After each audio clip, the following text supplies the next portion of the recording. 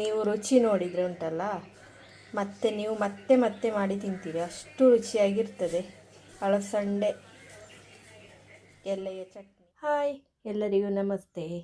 ಮನೆ ತಿಂಡಿ ಯೂಟ್ಯೂಬ್ ಚಾನಲಿಗೆ ಎಲ್ಲರಿಗೂ ಸ್ವಾಗತ. ಇವಳು ಬುಟ್ಟಿ ತಗೊಂಡು ಎಲ್ಲಿಗೆ ಹೋಗ್ತಾ ಇದ್ದಾಳೆ ಅಂತ ಅಂದ್ಕೊಂಡ್ರಾ? ನಾನು ಹೋಗ್ತಾ ಇರೋದು, ನಾನು ಅಳಸಂಡೆ ಬೀಜ ಹಾಕಿದ್ದೇನೆ, ಅದು ಗಿಡ ಆಗಿದೆ, ಸ್ವಲ್ಪ ಎತ್ತರ ಬಂದಿದೆ. ಹಾಗೆ ನಾನು ಅಲ್ಲಿಗೆ ಹೋಗ್ತಾ ಇದ್ದೇನೆ. ಇವತ್ತು ಅಲಸಂಡೆ ಎಲೆಯ ಒಂದು ಚಟ್ನಿ ಮಾಡುವ ಅಂತ ಹೇಳಿ ನಾನು ಅಳಸಂಡೆ ಗಿಡದ ಬುಡಕ್ಕೆ ಬಂದಿದ್ದೇನೆ. ಈಗ ನಾನು ಮೊದಲಿನ ಕಾಲದಲ್ಲೆಲ್ಲ ಉಂಟಲ್ಲ, ಈ ಎಲೆಯ ಚಟ್ನಿ ಎಲ್ಲ ಮಾಡಿ ತಿಂತಾಯಿದ್ರು. ಹಾಗೆ ಅದರ ನೆನಪಾಯಿತು. ಹಾಗೆ ನಾನು ಒಂದು ಚಟ್ನಿ ಮಾಡಿ ನೋಡುವ ಅಂತ ಹೇಳಿ ಎಲೆಯನ್ನು ಕೊಯ್ತಾ ಇದ್ದೇನೆ. ತುಂಬ ಏನು ಬೇಡ ಒಂದು ಚಟ್ನಿ ಮಾಡಲಿಕ್ಕೆ. ಹಾಗೆ ನಾನು ತೋರಿಸ್ತೇನೆ ಎಷ್ಟು ಎಲೆ ಕೊಯ್ದೆ ಅಂತ ಹೇಳಿ. ಹಾಗೆ ಇದರಲ್ಲಿ ಅಳಸಂಡೆ ಏನೂ ಆಗಲಿಲ್ಲ, ಅದರಲ್ಲಿ ಇದು ಹೂವು ಆಗ್ತಾ ಉಂಟಷ್ಟೇ, ಒಂದೆರಡು ಅಳಸಂಡೆ ಆಗಿದೆ ಅಷ್ಟೇ. ಈ ಅಳಸಂಡೆ ಗಿಡ ಉಂಟಲ್ಲ, ಮಳೆಗಾಲ ಆಗಲಿ ಬೇಸಿಗೆ ಕಾಲ ಆಗಲಿ ಯಾವ ಕಾಲದಲ್ಲಿ ಸಹ ಇದು ಆಗ್ತದೆ. ಮತ್ತು ಈ ಅಳಸಂಡೆಗೆ ಉಂಟಲ್ಲ, ಎಂತ ಈಟು ಬೇಕು ಅಂತ ಏನಿಲ್ಲ, ಒಂದು ಸ್ವಲ್ಪ ಗೊಬ್ಬರದ ಹುಡಿ ಇದ್ದರೆ ಸಾಕಾಗ್ತದೆ. ನಮಗೆ ಮನೆಗೆ ಬೇಕಾದಷ್ಟು ಅಳಸಂಡೆ ನಾವು ಕೊಯ್ಬೋದು. ಹಾಗೆ ಸ್ವಲ್ಪ ಬೂದಿ ಸಹ, ಆ ಹುಳ ಬರುವಾಗ ಬೂದಿಯನ್ನು ಸ್ವಲ್ಪ ಬಿರುಕಿ ಕೊಟ್ಟರೆ ಅದೇ ಸಾಕಾಗ್ತದೆ ಅದಕ್ಕೆ. ಮತ್ತೆಂತ ಅಂತ ಗೊತ್ತುಂಟ, ಈ ಅಳಸಂಡೆಗೆ ಸ್ವಲ್ಪ ದೊಡ್ಡದಾಗುವಾಗಲೇ ಉಂಟಲ್ಲ, ಕೋಲುಗಳನ್ನೆಲ್ಲ ಕುತ್ತಿ ಕೊಡಬೇಕು, ಅಲ್ಲಂದರೆ ಗಿಡ ಕೆಳಗೆ ಹೋದರೆ ಅಳಸಂಡೆ ಹಿಡಿಯುವುದಿಲ್ಲ ನೋಡಿ. ಹಾಗೆ ಗಿಡಕ್ಕೆ ಕೋಲು ಕುತ್ತಿ ಆ ಥರ ಹಬ್ಬಿಸಿ ಬಿಡಬೇಕು. ನೋಡ್ಬೋದು ನಮ್ಮ ಗಿಡ ಹೇಗೆ ಉಂಟು ಅಂತ ಹೇಳಿ. ಈ ತರಕಾರಿ ಗಿಡಕ್ಕೆ, ಅಳಸಂಡೆ ಗಿಡಕ್ಕೆಲ್ಲ ಉಂಟಲ್ಲ, ಬೇಗ ಅದಕ್ಕೆ ಹುಳ ಬರೋದು. ಅದಕ್ಕೆ ಸ್ವಲ್ಪ ಈ ಬೂದಿ ಉಂಟಲ್ಲ, ಒಲೆ ಹೊತ್ತಿಸ್ತೇವಲ್ಲ, ಅದರಲ್ಲಿ ಬೂದಿ ಸಿಗ್ತಲ್ಲ, ಆ ಬೂದಿಯನ್ನು ಸ್ವಲ್ಪ ನಾವು ಸ್ಪ್ರೇ ಮಾಡಿ ಕೊಟ್ಟರಾಯಿತು, ಭಾರಿ ಚೆನ್ನಾಗಿ ಆಗ್ತದೆ. ನಮಗೆ ಮನೆಗೆ ಬೇಕಾದಷ್ಟು ಅಳಸಂಡೆ ಸಿಗ್ಬೋದು. ಈ ಜಾಗ ಎಲ್ಲ ಇಲ್ಲದವರಿಗೆ ಉಂಟಲ್ಲ, ಗೋಣಿ ಚೀಲದಲ್ಲಿ ಸಮೇತ ಅಳಸಂಡೆ ಬೆಳೆಸ್ಬೋದು, ತುಂಬ ಚೆನ್ನಾಗಿ ಆಗ್ತದೆ ಅದರಲ್ಲಿ ಸಹ.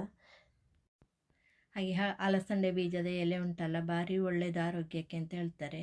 ಹಾಗೆ ಚಟ್ನಿ ಅರಿಲಿಕ್ಕೆ ಮೆಣಸು ಬೇಕಲ್ಲ, ಹಾಗಾಗಿ ನಾನಿಲ್ಲಿ ಗಾಂಧಾರಿ ಮೆಣಸನ್ನು ಕೊಯ್ತಾ ಇದ್ದೇನೆ. ಇದು ಅಷ್ಟೇನು ಖಾರ ಇಲ್ಲ, ಹಾಗಾಗಿ ಒಂದು 4-5 ಕೊಯ್ತಾ ಇದ್ದೇನೆ. ಆದರೆ ಇದು ಒಳ್ಳೆ ಪರಿಮಳ ಉಂಟು, ಗಾಂಧಾರಿ ಹಾಕಿ ಮಾಡಿದರೆ ಒಳ್ಳೆ ಪರಿಮಳ ಆಗ್ತದೆ ಚಟ್ನಿ. ನೋಡಿ, ಇಷ್ಟು ಮೆಣಸನ್ನು ನಾನು ಕೊಯ್ದೆ. ಹಾಗೆ ನೋಡಿ, ಇಷ್ಟು ಎಲೆಯನ್ನು ಕೊಯ್ಕೊಂಡೆ, ನೋಡ್ಬೋದು ನೀವು. ಅದಕ್ಕೆ ಧೂಳು ಮತ್ತು ಹುಳ ಎಲ್ಲ ಇರ್ತದಲ್ಲ, ಹಾಗೆ ನಾನು ಚೆನ್ನಾಗಿ ತೊಳ್ಕೊಳ್ತಾ ಇದ್ದೇನೆ. ಹಾಗೆ ಈಗ ಚಟ್ನಿ ಹೇಗೆ ಮಾಡೋದು ಅಂತ ನೋಡ್ಕೊಂಡು ಬರುವ.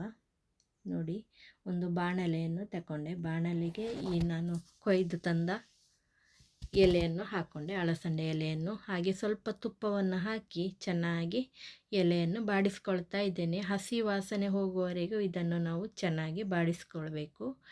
ನೋಡ್ಬೋದು ನೋಡಿ, ಇಷ್ಟು ಬಾಡಿಸಿದರೆ ಸಾಕು. ಹಾಗೆ ಇದಕ್ಕೆ ನಾವು ಎಷ್ಟು ಕಾಯಿ ತುರಿ ಬೇಕೋ ಅಷ್ಟು ಕಾಯಿ ತುರಿಯನ್ನು ಹಾಕ್ಕೊಳ್ಬೇಕು. ನಾನಿಲ್ಲಿ 1 ಕಪ್ ಕಾಯಿ ತುರಿಯನ್ನು ಹಾಕ್ಕೊಂಡೆ.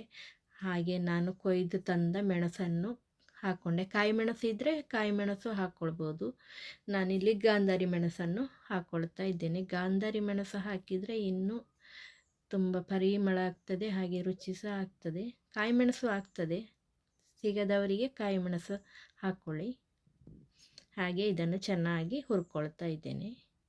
ಘಮ ಬರುವವರೆಗೆ ಇದನ್ನು ಚೆನ್ನಾಗಿ ಹುರ್ಕೊಳ್ಬೇಕು. ನೋಡಿ, ಇಷ್ಟಾದರೆ ಸಾಕು.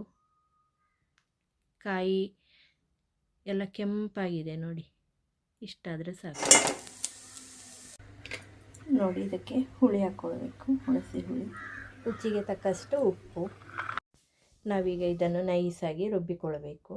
ನೋಡಿ, ಒಂದು ಮಿಕ್ಸಿ ಜಾರಿಗೆ ಹಾಕ್ಕೊಳ್ತಾ ಇದ್ದೇನೆ ಇದನ್ನೆಲ್ಲವನ್ನು. ನೋಡಿ, ಇನ್ನೊಮ್ಮೆ ನಾನು ಹೇಳ್ತಾ ಇದ್ದೇನೆ, ಈ ಎಲೆಯನ್ನು ಉಂಟಲ್ಲ, ಇದು ಹಸಿ ವಾಸನೆ ಹೋಗುವವರೆಗೂ ಇದನ್ನು ಹುರಿಬೇಕು. ಹಾಗೆ ಹಸಿಯನ್ನು ಹಾಕಬೇಡಿ, ಅಷ್ಟು ಚೆನ್ನಾಗಿರಲ್ಲ. ಹಾಗೆ ಇದನ್ನು ಹೀಗೆ ಮಾಡಿದರೆ ನೀವು ಮತ್ತೆ ಮತ್ತೆ ಮಾಡಿ ತಿಂತೀರಿ, ಅಷ್ಟು ರುಚಿಯಾಗ್ತದೆ. ನೀವೊಮ್ಮೆ ಟ್ರೈ ಮಾಡಿ ಅಂತ ಹೇಳ್ತಾ ಇವತ್ತಿನ ವಿಡಿಯೋವನ್ನು ನಾನು ಇಲ್ಲಿಗೆ ಮುಗಿಸ್ತಾ ಇದ್ದೇನೆ. ಇನ್ನೊಂದು ರುಚಿಯಾದ ಅಡಿಗೆಯೊಂದಿಗೆ ಮತ್ತೆ ಬರ್ತೇನೆ. ಎಲ್ಲರಿಗೂ ಧನ್ಯವಾದ. ಹಾಗೆ ಇವತ್ತಿನ ವಿಡಿಯೋ ಇಷ್ಟ ಆದರೆ ಲೈಕ್ ಶೇರ್ ಸಬ್ಸ್ಕ್ರೈಬ್ ಮಾಡೋದನ್ನು ಮರಿಬೇಡಿ.